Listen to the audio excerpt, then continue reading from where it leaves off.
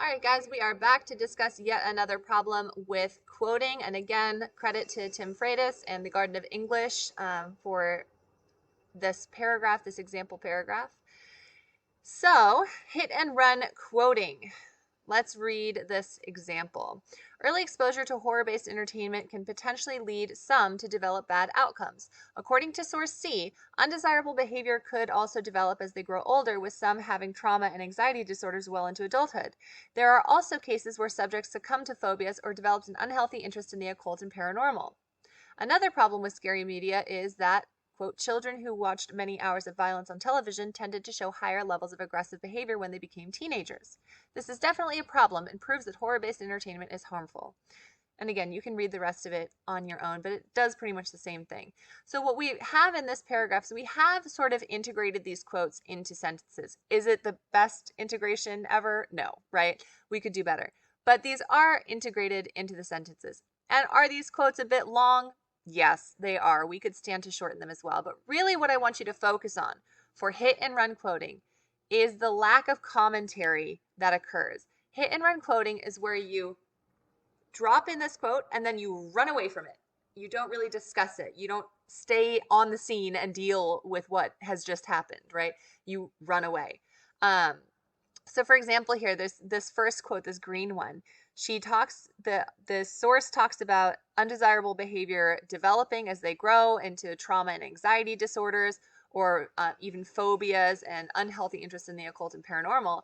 And then immediately after that, it's another problem with scary media is this transitioning right to the next idea without discussing the importance or the significance of that green quote. Why is that quote in there? How does it help build her argument? What is the importance of it? All of that stuff, right, needs to be discussed. And it's the same thing after this yellow quote too. This children who watched many hours of violence on television tended to show higher levels of aggression. This is definitely a problem. This is definitely a problem. That's it. Why is it definitely a problem? Right? What the author or what the writer here is assuming is that the audience, the reader, is going to be on the same page with them. And that's not necessarily true. You can't assume that this is obvious and that everyone's going to just agree with you and see the same things in these quotes that you see. You really have to explain your reasoning and explain what value those quotes bring to your argument. So, recap. Hit and run quoting is when you include a quote but do not include commentary about that quote. And this is bad. We want to avoid that. The paragraph, again, just like last time, is your argument, your writing. The quotes are just woven in to support your ideas. So if the paragraph is majority quote, that's a problem because then it's not about your argument and your writing. So that commentary is kind of the heart of that, of your argument. The commentary provides the connection between the quote and your claim or your thesis, right? So the warrants, the line of reasoning, what does this quote have to do with what you are saying about this topic?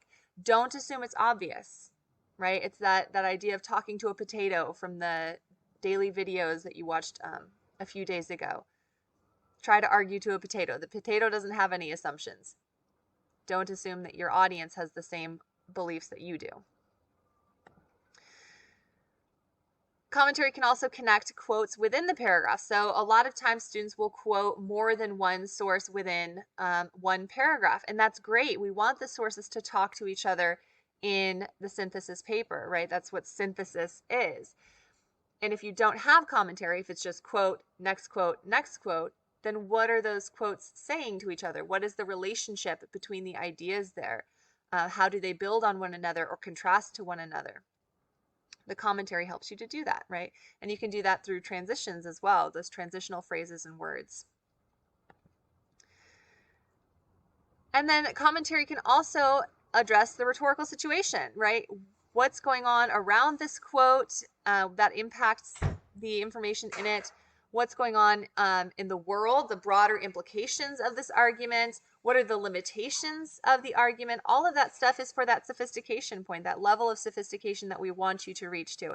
And you will not get it if you don't have a decent amount of commentary in there, right? You can't just get that from quotes. So here is the example fixed. And you can see just looking at it that there is so much more non-highlighted text in this one than there was before. The quotes themselves have not changed because that's not the focus of this particular round of editing, right? So the quotes are the same. We could stand to shorten those. We could stand to integrate them in a better way, yes. But really the focus here is on the commentary. So according to source C, undesirable behavior could also develop as they grow older, with some having trauma and anxiety disorders well into adulthood. There are also cases where subjects succumb to phobias or developed an unhealthy interest in the occult and paranormal. These issues are very concerning in a country with an increasing mental health epidemic. If there is a clear cause and effect relationship between horror entertainment and these serious outcomes, parents definitely need to question whether such media is appropriate for their children. And these aren't the only concerns parents have. In fact, another problem with scary media is that, quote, children who watched many hours of violence on television tended to show higher levels of aggressive behavior when they became teenagers. While the actual debate on the causality of this violence continues to rage, many can personally attest to noticing children play acting at behavior they witnessed on television. Taken together, it's clear that horror entertainment warrants a closer examination.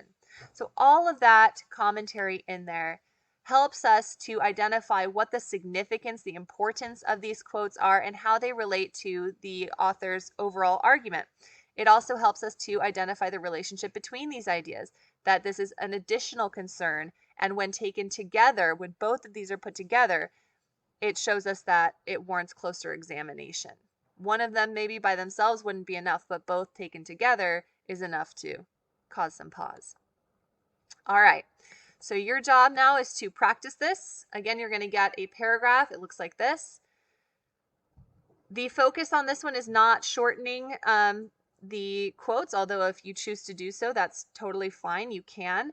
The focus on this one is, again, with a commentary. So after each of these quotes, your job is to add in commentary that is going to discuss the significance, the importance of that quote, how that quote relates to the claim of this paragraph, and how each of the quotes relate to each other. What is the relationship between the yellow quote and the green quote and the blue quote and the purple quote, so forth and so on, so that those sources end up talking to one another instead of just separate little like bullet points. All right, good luck.